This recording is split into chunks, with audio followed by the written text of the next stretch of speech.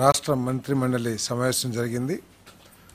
ఆ సమావేశంలో తీసుకున్న కొన్ని నిర్ణయాలు ముఖ్యమైనవి. Andhra Pradesh public security act 1992 section 3 ప్రకారం communist party of India, Maoist మరియు రెవల్యూషనరీ డెమోక్రటిక్ ఫ్రంట్ వాటి అనుబంధ సంస్థలపై ప్రస్తుతం ఉన్న నిషేధాన్ని మరో ఏడాది పాటు పొడిగిస్తూ చేసిన ప్రతిపాదనని రాష్ట్ర మంత్రిమండలి ఆమోదించింది. దీనికి కారణం ఏంటంటే వామపక్ష భావజాలాన్ని ప్రచారం చేస్తూ ఘర్షణ వాతావరణాన్ని తెరదీయటం, రాష్ట్ర ప్రభుత్వ కార్యక్రమాలకి వ్యతిరేక ప్రచారం చేయటం, అదేవిధంగా ప్రభుత్వ ప్రైవేట్ ఆస్తులకి నష్టం కలిగించటం, కొన్ని శాంతి భద్రతలకి విఘాతం కలిగించే పరిస్థితులు ఉండటం మూలంగా వీటి మీద ఇప్పటికీ ఉన్న నిషేధాన్ని మరొక సంవత్సరం పొడిగించడం జరిగిందని చెప్పేసి పొడిగిస్తూ నిర్ణయం తీసుకోవడం జరిగిందని చెప్పేసి మనం చేస్తున్నాం. 2, పశుసంవర్ధక శాఖకు సంబంధించి 18/8/2021 తేదీన జారీ చేసిన జీవో నెంబర్ 217 మరియు ఫిషరీస్ డిపార్ట్మెంట్కి సంబంధించిన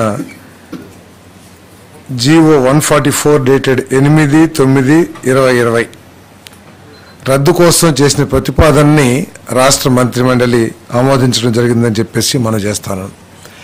గత 3 దశాబ్దాలుగా రాష్ట్రంలో ఉన్న ప్రభుత్వ చెరువుల్ని ఫిషర్మెన్ కోఆపరేటివ్ సొసైటీస్కి నామమాత్రపు లీజు మీద ఇచ్చి వారి ఆర్థిక పరిస్థితిని, జీవన ప్రమాణాలని పెంపొందించడమే కాకుండా మత్స్య సంపదని కూడా ఈ ఫిషింగ్లో నిష్ణాతులైన మత్స్యకారులకి అవకాశం కల్పించడం మూలంగా మత్స్య సంపదను కూడా పెంచడం జరుగుతుందనే ఉద్దేశంతో వాళ్ళకి నామాత్రపు లీజు మీద ఇచ్చేవాళ్ళు.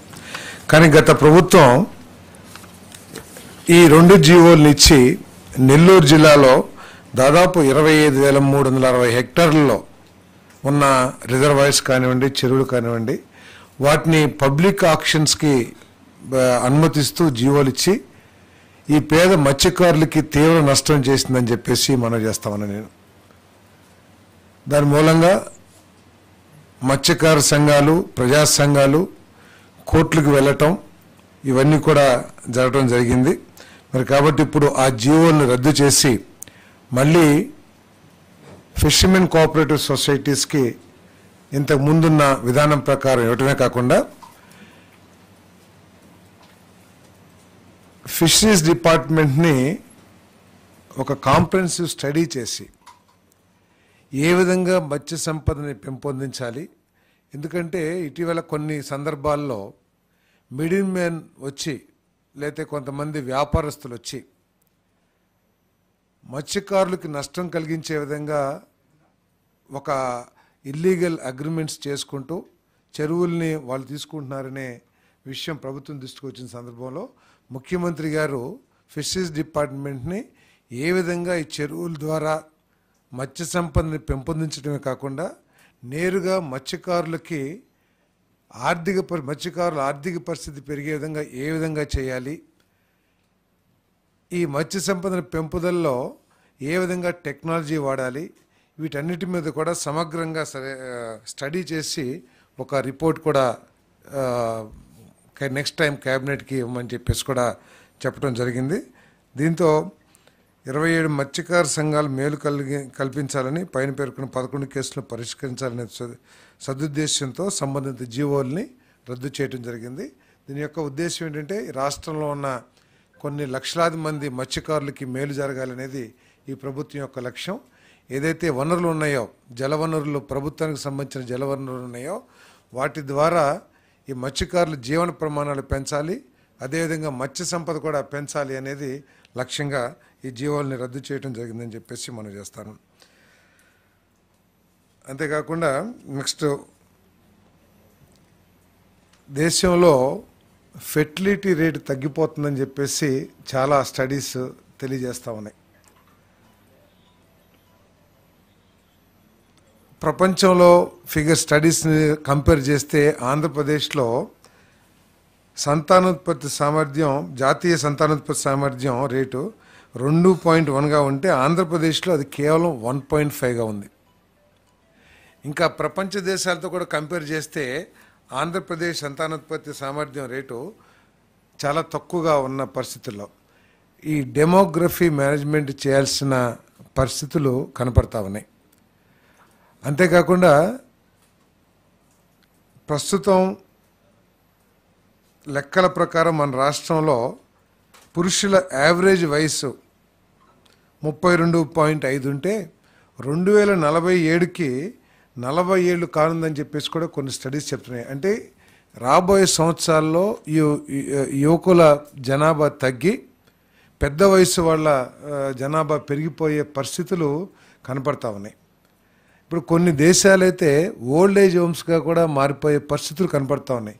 కొన్ని పాశ్చాత్య దేశాల్లో ఇప్పుడు చూసుకున్నట్లయితే ఏజ్ 50-60 ఏజ్ ఉన్న వాళ్ళు ఎక్కువ జనాభా ఉంది. అదే ప్రస్తుతం మన దేశంలో చూసుకుంటే యంగ్ జనాభా ఎక్కువగా ఉంది. ఈ సమతుల్యం తగ్గుతుంది అనే పరిస్థితుల్లో, అంతేకాకుండా మన రాష్ట్రంలో ప్రత్యేకంగా ఈ సంతానోత్పత్తి రేటు తగ్గుతుందనే పరిస్థితులన్నింటినీ కూడా చర్చించడం జరిగింది. అంతేకాకుండా దీని మీద ఎక్కువగా డిస్కషన్ కూడా జరగాల్సిన అవసరం ఉందని చెప్పేసి కూడా మరి క్యాబినెట్లో చర్చించడం జరిగింది. దీన్ని దృష్టిలో పెట్టుకొని ఇంతకుముందు మున్సిపల్ పురపాలక పరిపాలన మరియు పట్టణాభివృద్ధి శాఖలో ఉన్న 2 పిల్లలకి మించి ఉన్నవారు మున్సిపల్ కార్పొరేషన్ మరియు మున్సిపాలిటీ ఎన్నికల్లో పోటీ చేయటం మరియు సభ్యులుగా కొనసాగడాన్ని నిషేధిస్తూ ఆంధ్రప్రదేశ్ మున్సిపల్ కార్పొరేషన్ చట్టం 1955 మరియు ఆంధ్రప్రదేశ్ మున్సిపాలిటీ చట్టం 1965లో చేసిన చట్ట సవరణల రద్దు కోసం ఏదైతే ప్రతిపాదన చేశారో దాన్ని రాష్ట్ర మంత్రిమండలి ఆమోదించిందని చెప్పేసి మనం చేస్తా ఉన్నాను. అదేవిధంగా పంచాయతీరాజ్ మరియు గ్రామీణాభివృద్ధి శాఖలో కూడా ఇటువంటి చట్టమే ఉంది. 2 పిల్లలకు మించి ఉన్నవారు పంచాయతీ ఎన్నికల్లో పోటీ చేయటం మరియు సభ్యులను అనర్హులుగా ప్రకటిస్తూ ఆంధ్రప్రదేశ్ పంచాయతీరాజ్ చట్టం 1994లోని సెక్షన్ 19కు చేసిన సవరణను రద్దు చేసేందుకు చేసిన ప్రతిపాదనని మంత్రిమండలి ఆమోదించడం జరిగింది. ఎందుకంటే 1980, 1990 ఆ డికేట్స్లో జనాభా పెరిగిపోతుందనే ఉద్దేశంతో కానివ్వండి, లేకపోతే వనరుల డిస్ట్రిబ్యూషన్లో ఉన్న సమస్యలు కానివ్వండి, వీటన్నిటిని దృష్టిలో పెట్టుకుని ఆ రోజు 2 కంటే ఎక్కువ మంది ఉంటే జిల్లా పరిషత్లో లోకల్ బాడీస్లో పోటీ చేసేదానికి అనర్హత వచ్చే విధంగా చట్టాన్ని సవరించడం జరిగింది. మరి ఈరోజు 30 ఏళ్ల పాటు అమలుపరిచిన ప్రభుత్వం సంతానోత్పత్తి రేటు, పనిచేయగల సామర్థ్యం ఉన్న జనాభా గణనీయంగా తగ్గుతున్న నేపథ్యంలో పిల్లల సంఖ్యపై నిషేధం అనవసరమని భావిస్తూ పంచాయతీరాజ్ గ్రామీణాభివృద్ధి శాఖ ప్రతిపాదన చేసిన ఈ సవరణకు మంత్రిమండలి ఆమోదం తెలియజేసింది. తర్వాత ఫేజ్ 1 కింద నేషనల్ మెడికల్ కమిషన్ నిబంధనలకు అనుగుణంగా విజయనగరం, రాజమహేంద్రవరం, ఏలూరు, మచిలీపట్నం, నంద్యాలలో 150 సీట్లతో నిర్మించిన నూతన వైద్య కళాశాలలకు సంబంధించి గతంలో మంజూరైన పోస్టులకు అదనంగా 380 పోస్టులు భర్తీ చేపట్టాలన్న ప్రతిపాదనను కూడా మంత్రిమండలి ఆమోదించిందని చెప్పేసి తెలియజేస్తాను. ఫేజ్ 2 కింద పాడేరు, మార్కాపూర్, పులివెందుల, ఆదోని మరియు మదనపల్లిలో నిర్మించిన నూతన వైద్య కళాశాలలో 24-25 విద్యా సంవత్సరంకు సంబంధించి 100 సీట్లతో మొదటి సంవత్సరం ఎంబీబీఎస్ కోర్సును ప్రారంభించడానికి అనుమతి కోరుతూ చేసిన ప్రతిపాదన కూడా క్యాబినెట్ ఆమోదించిందని చెప్పేసి మనం చేస్తాను. నేషనల్ మెడికల్ కమిషన్ నూతన నిబంధనల అవసరాలకు అనుగుణంగా నిర్ణయం తీసుకోవడం జరిగింది. ఈ సందర్భంగా గుజరాత్లో ఉన్న పీపీపీ మోడల్ను అధ్యయనం చేయాల్సిందిగా కూడా ముఖ్యమంత్రి గారు సంబంధిత శాఖ అధికారులని, మంత్రి గారిని కూడా ఆదేశించడం జరిగిందని చెప్పేసి మనం చేస్తాను.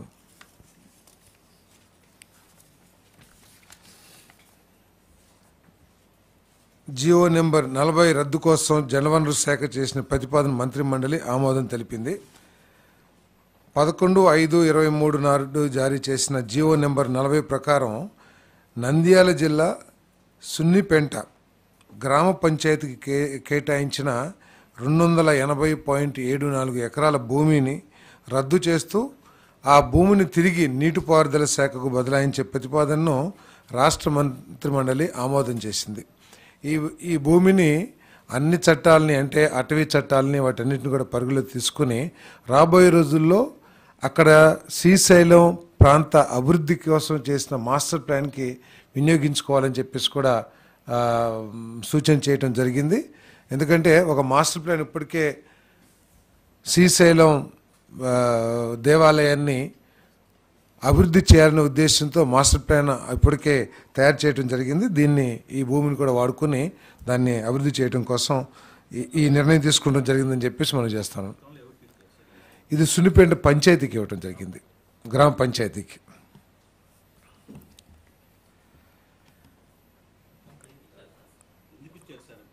ఏమండి పంచాయతీకి వాడుకోవటానికి ఇచ్చారు, కొంత డెవలప్మెంట్స్ చేయటానికి దానికి ఇచ్చారు, కానీ దాంట్లో డెవలప్మెంట్స్ ఏం జరగలేదు.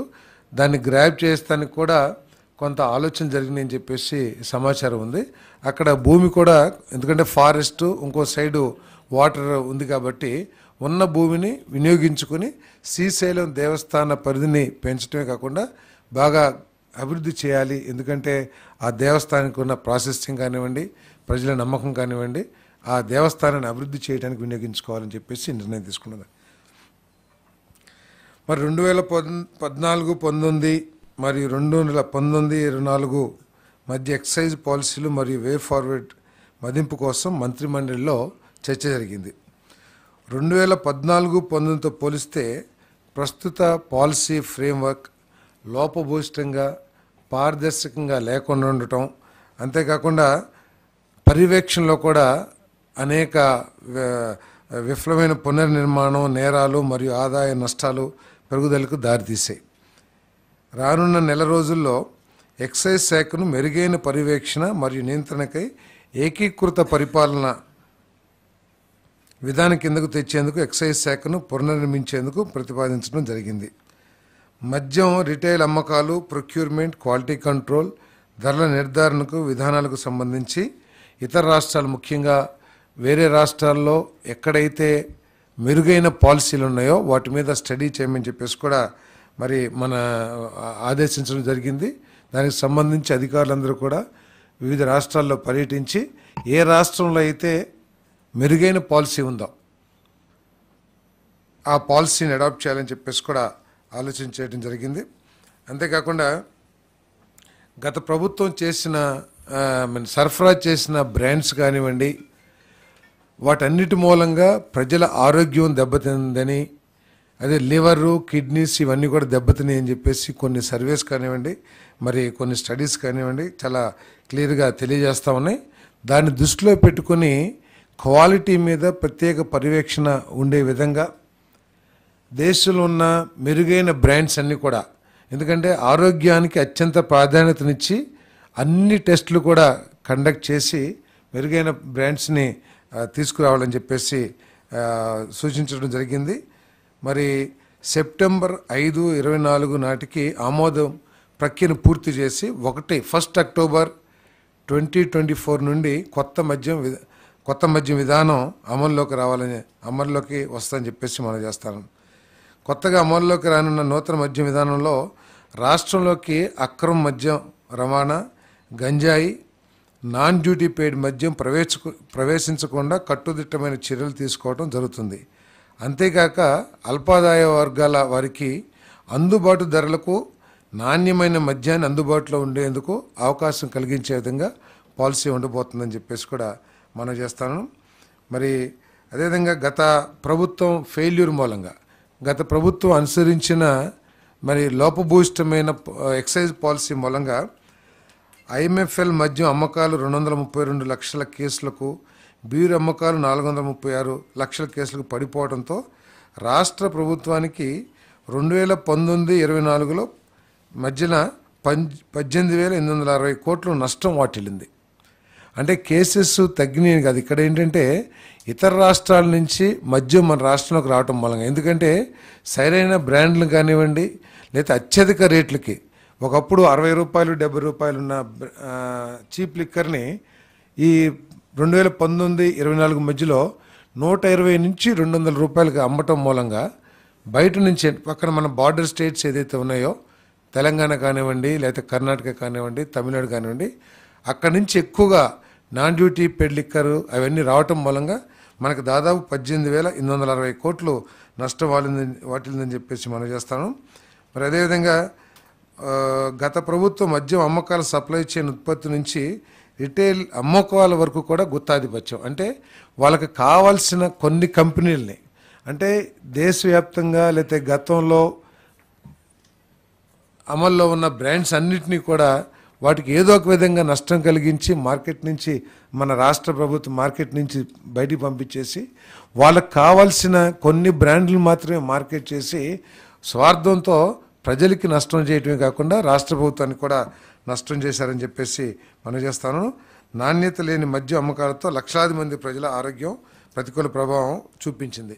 వీటన్నిటిని కరెక్ట్ చేస్తూ పేదవాడి లక్ష్యంగా చేసుకుని, అంటే వారి ఆరోగ్యం దెబ్బతినుకోకుండా పేదవాడి ఆర్థిక పరిస్థితులు దృష్టిలో పెట్టుకుని ఒక మంచి పాలసీ తీసుకురావాలని చెప్పేసి ప్రభుత్వం ఆలోచన చేస్తుంది. 1వ తారీఖు 1 అక్టోబర్ 2024 నుంచి కొత్త పాలసీ అమల్లోకి రాబోతుందని చెప్పేసి మనం చేస్తాం.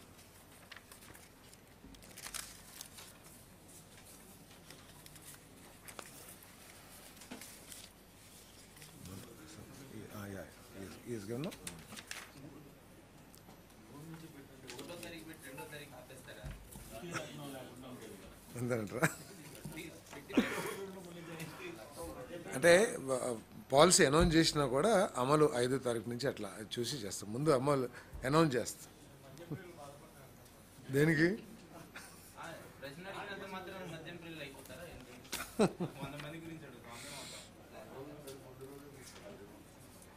ఇప్పుడు ల్యాండ్స్కి సంబంధించి మీ అందరు చూస్తూనే ఉన్నారు.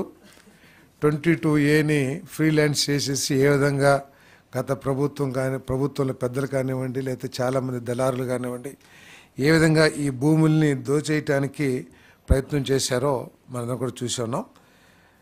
ఇప్పటికే 22.95 కోట్ల రూపాయల ఖర్చుతో 21.86 లక్షల భూ హక్కు సర్వే పత్రాల స్థానంలో ప్రభుత్వం ముద్ర, అంటే ఇంతకుముందు జగన్మోహన్ రెడ్డి గారి ఫోటో పిచ్చితో కానివ్వండి, ఏదైనా కానివ్వండి, ఆయన ఆస్తి అన్నట్లు ఆయన ఫోటో వేసి ఏదైతే ఇచ్చారో వాటిని రీప్లేస్ చేస్తూ ప్రభుత్వం ముద్ర, అదేవిధంగా క్యూఆర్ కోడ్తో కూడిన కొత్త పట్టాదారు పాస్ పుస్తకాలు అందజేయాలని చెప్పేసి కేబినెట్ నిర్ణయం తీసుకుంది.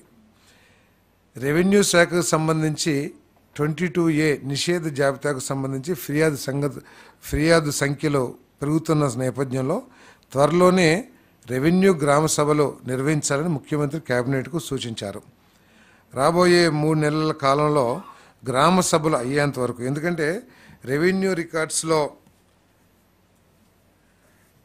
చాలా మ్యానిపులేషన్ జరిగినాయి అని చెప్పేసి పేదవాళ్ళ భూ హక్కుల్ని కాపాడటం కోసం వచ్చిన కంప్లైంట్స్ను దృష్టిలో పెట్టుకుని రిజిస్ట్రేషన్స్ అన్నీ కూడా వెరిఫై చేయాలని చెప్పేసి చాలామంది ఏం చేశారంటే అధికారుల్ని కూడా తీసుకున్నో లేకపోతే రకరకాల అన్నీ చేసి రెవెన్యూ రికార్డ్స్ని మ్యానిపులేట్ చేశారు.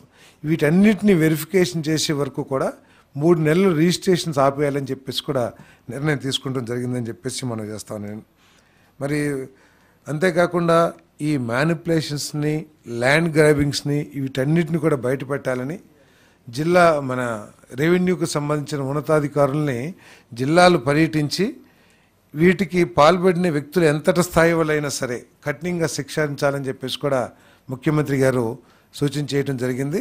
మరి మన రెవెన్యూ అధికారులందరూ కూడా జిల్లాలు పర్యటించి వీటన్నిటిని కూడా వెలికి తీస్తానికి తయారు చేస్తారని చెప్పేసి కూడా మనం చేస్తాను. అదేవిధంగా ఏదైతే రాళ్ళు కొన్ని 100 కోట్ల రూపాయలు ఖర్చు పెట్టి ప్రభుత్వ సొమ్ముని దుర్వినియోగం చేసి దాని మీద కూడా ఆయన ఫోటోలు వేసుకునే విధంగా ఏదైతే చేశారో దాన్ని పూర్తిగా ఆపాలని చెప్పేసి కూడా నిర్ణయం తీసుకోవడం జరిగిందని చెప్పేసి కూడా మనం చేస్తామండి. ఒక 3 నెలలు 22Aకు సంబంధించి ఏదైతే ఉన్నాయో చాలా కంప్లైంట్స్ వస్తూ ఉన్నాయి. చాలామంది బెదిరించి తీసుకున్నారని, లేకపోతే రికార్డ్స్ని మ్యానిపులేట్ చేయటం కానివ్వండి. సో ఇప్పుడు దాకా 22Aలో ఉన్నాయి కాబట్టి చాలామంది దానికి సంబంధించిన పూర్తి సమాచారం పేదవాడి దగ్గర లేకపోవటం మూలంగా దాన్ని ఎక్స్ప్లాయిట్ చేసి ఏదైతే కంప్లైంట్స్ వచ్చినాయో ఆ కంప్లైంట్స్ని పూర్తిగా పరిశీలించి ఒక 3 monthsలో ఒక ఈ కరెక్షన్స్ అన్ని చేసి అప్పుడు దాకా రిజిస్ట్రేషన్స్ ఆపమని చెప్పేసి నేను తీసుకున్నాను. మొత్తం 22A ఏం జరిగింది, 22Aకి సంబంధించి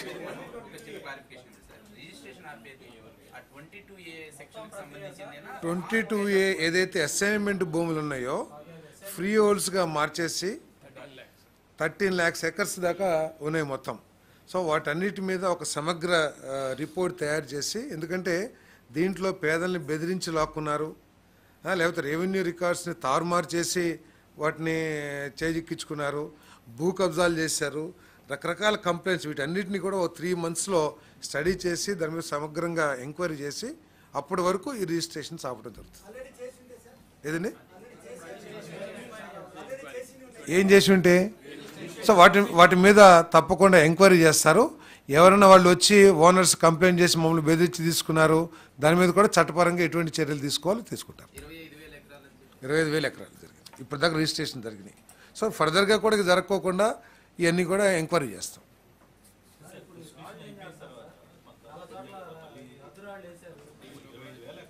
అవును, 25,000 ఎకరాలు కరెక్టే. కొంతమందిని బెదిరించి తీసుకున్నారని కూడా కంప్లైంట్స్ వస్తున్నాయి. అది ఎంతవరకు కరెక్టో ఏంటో కూడా ఒకసారి ప్రభుత్వ బాధ్యత కదా. ఎందుకంటే వీళ్ళంతా కూడా అసైన్మెంట్ పొందిన వాళ్ళు, పేదవాడు కాబట్టి, భూమిని నిరుపేద కాబట్టి ప్రభుత్వం వాడి జీవన ప్రమాణాలు పెంచడం కోసం లేకపోతే ఉపాధి కోసం భూమి ఇచ్చింది.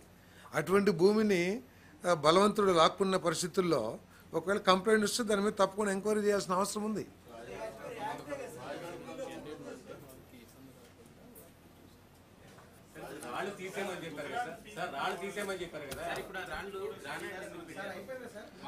అంటే ఖాళీగా ఉన్న రాళ్ళ మీద తీసేస్తారని అంటారు. ఖాళీగా ఇంకా పెగ్గింగ్ చేయని రాళ్ళు ఉన్నాయి కదా, వాటిల్ని వాడరని చెప్తారు. ఆ ప్రభుత్వం నిర్ణయించుకోవాలి. గ్రానైట్ అది కూడా గెలాక్సీ స్టోన్ అని కూడా స్పెసిఫికేషన్ ఇచ్చారని చెప్పి చెప్తారు.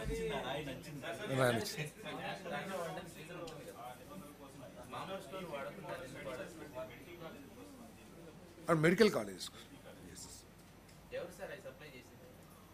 చాలామంది కాంట్రాక్టర్లు ఆ రోజు టెండర్లో పార్టిసిపేట్ చేసి ఇది ఉంటాయి కావాలంటే లిస్ట్ కావాలంటే ఇస్తాం. ఎవరెవరు సప్లై చేశారో మీరు అడిగారు కాబట్టి తప్పకుండా తర్వాత ఇస్తాం. అంటే గవర్నమెంట్లో లేము, ఎమ్మెల్యేగా ఉన్నాం.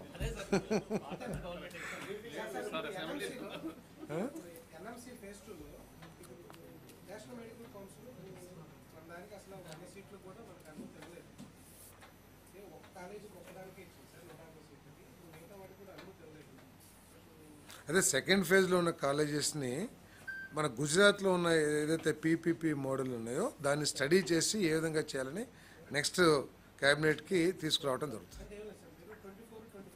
అవును అవును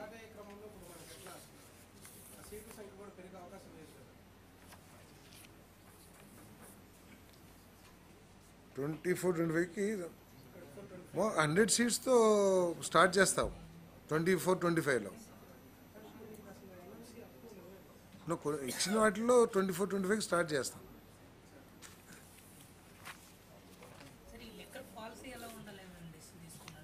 లిక్కర్ పాలసీ అందరికీ దేశంలో ఎక్కడైతే బెస్ట్ పాలసీ అమలవుతూ ఉందో ఆ పాలసీని అడాప్ట్ చేస్తాం.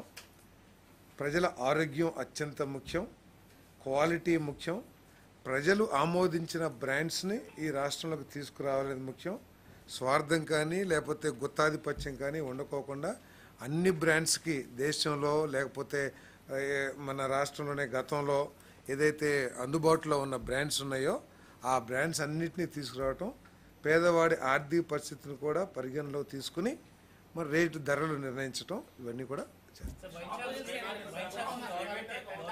అంటే పాలసీ ఇంకా ఫైనలైజ్ కాలేదు కదా, దాంట్లో తెలుస్తుంది ఎవరు రన్ చేసేది ఏంటిది. ఏమండి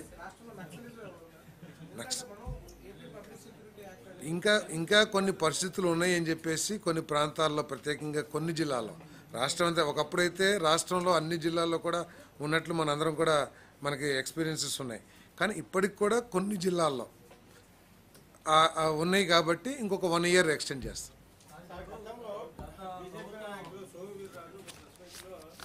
ప్రభుత్వం అధికారంలోకి వస్తే 50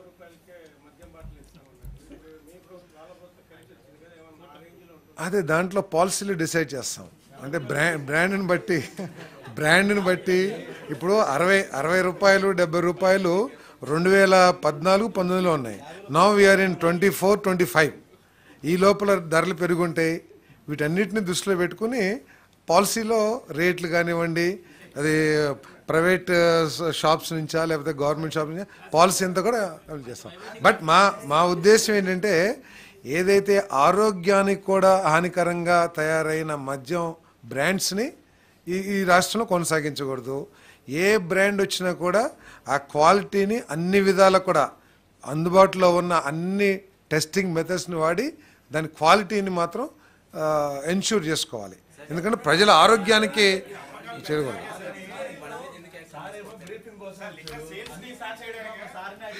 పర్వాలేదు చెప్దాం. అదే ఏమండి,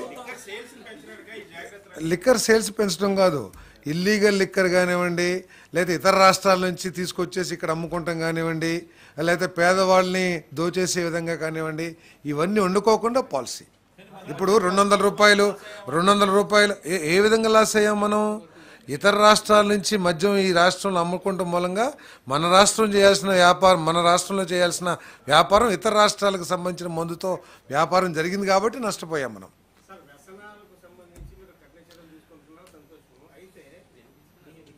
డీ అడిక్షన్ సెంటర్స్ కూడా పెంచుతాం. పాలసీలో భాగంగా డీ అడిక్షన్ సెంటర్స్ కూడా పెంచాలని చెప్పేసి కూడా చర్చకొచ్చింది. తప్పకుండా డీ అడిక్షన్ సెంటర్స్ పెంచుతాం.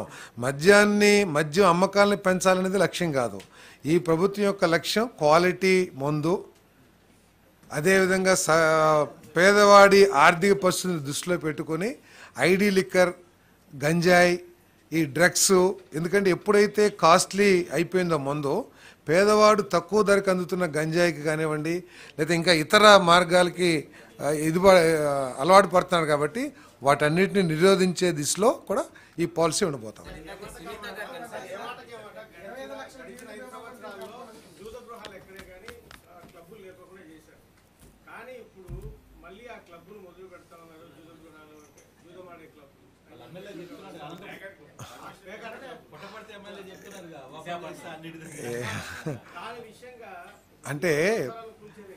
అంటే కొన్ని కోర్టు ఉత్తర్వులు కూడా ఉన్నాయి క్లబ్స్ని ఓపెన్ చేయమని చెప్పేసి. కొన్ని చట్టపరంగా ఆడుకునే ఆటలు కూడా ఉన్నాయి. సో కోర్టు ఉత్తర్వుల ప్రకారం ఎక్కడ ఓపెన్ చేయాల్సి వస్తే ఓపెన్ చేస్తారేమో, అంతేగాని జూద గృహాలను అయితే ఓపెన్ చేయం. కొన్ని పేకాట క్లబ్లని పేరు పెట్టేశారు మీరు. పేకాటలో కూడా రకరకాల ఆటలు ఉన్నాయి. కొన్ని ఆటలు చట్టపరంగానో లేకపోతే న్యాయపరంగానో కూడా ఆడవచ్చని కూడా కోర్టు ఉత్తర్వులు ఇస్తున్నాయి. దానికి కావాల్సిన ఏర్పాట్లు చేసి పోలీస్ మానిటరింగ్ చేసి నడుపుకోమని చెప్పేసి కూడా కోర్టు ఉత్తర్వులు ఇస్తున్నాయి. అటువంటి ఉత్తర్వులు ఉన్న చోట ఓపెన్ చేయాల్సి వస్తుందేమో తెలియదు. అదైతే నా దృష్టిలోకి రాలా.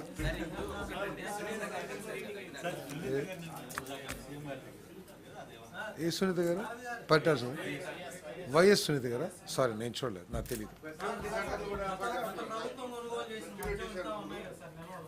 ఇంకా ఉంటుందా? నాకు తెలిసి సంబంధిత శాఖ అధికారులు చెప్తారు, ఉన్నది లేనిది. నా దగ్గర అయితే స్టాక్ డీటెయిల్స్ అయితే లేవు. కొంచెం ఏదైతే మంత్రిమండలిలో డిస్కస్ చేసామో, మంత్రిమండలిలో జరిగిన డిస్కషన్ యొక్క స్ఫూర్తిని, వాటి డెలిబరేషన్స్ మాత్రం నేను చెప్పగలను.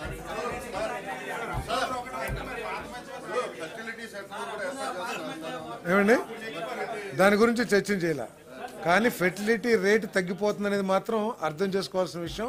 ఇదేదో దాచుకోవాల్సిన విషయం కాదు. ఇది రాష్ట్ర భవిష్యత్తుకి దేశ భవిష్యత్తు సంబంధించి డిస్కస్ చేయాలి, డిబేట్ చేసి ఎందుకు ఫెర్టిలిటీ రేట్ తగ్గిపోతుంది compare to China, other countries also మన రాష్ట్రంలో తక్కువ ఉంది. సో రాబోయే రోజుల్లో ఇది ఒక డెమోగ్రఫిక్ ఇంబ్యాలెన్స్ కూడా దారితీసే అవకాశం ఉంది కాబట్టి స్టడీ చేయమంటున్నాం. ఏదండి వాళ్ళు ఎన్నికల్లో తప్పకుండా దాని అంతా హెల్త్ పాయింట్ ఆఫ్ వ్యూలో కూడా దాన్ని స్టడీ చేయాల్సిన అవసరం ఉంది. మన కల్చర్ కానివ్వండి, లేకపోతే మన ఫ్యామిలీ సిస్టమ్స్ కానివ్వండి, వీటన్నిటిని కూడా మనం డీటెయిల్గా డిస్కస్ చేయాల్సిన అవసరం ఉంది. ఎందుకంటే ఈరోజు మన స్ట్రెంగ్త్ ఏంటి? వీ హ్యావ్ యంగెస్ట్ పాపులేషన్ ఎక్కువగా ఉన్న దేశాల్లో మన దేశం నెంబర్ 1 స్థానంలో ఉంటుంది. ఇప్పుడు చాలా దేశాలు ఓల్డ్ ఏజ్ హోమ్స్గా మారిపోయినాయి. జపాన్ కానివ్వండి, చాలా దేశాల్లో ఎక్కువ majority of the population 50-60 years వాళ్ళు ఉన్నారు. మన దగ్గర మెజారిటీ ఆఫ్ పాపులేషన్ 25-40 ఇయర్స్ వాళ్ళు ఉన్నారు. కాబట్టి ఇది డెమోగ్రఫిక్ ఇంబ్యాలెన్స్కి స్టడీస్ చెప్తున్నాయి, సో సర్వేస్ చెప్తున్నాయి. కాబట్టి దీని గురించి ఒక ఆలోచన చేయాలి. దాంట్లో భాగంగా మేము ఈ చట్టాలను రద్దు చేసాం. ఏదే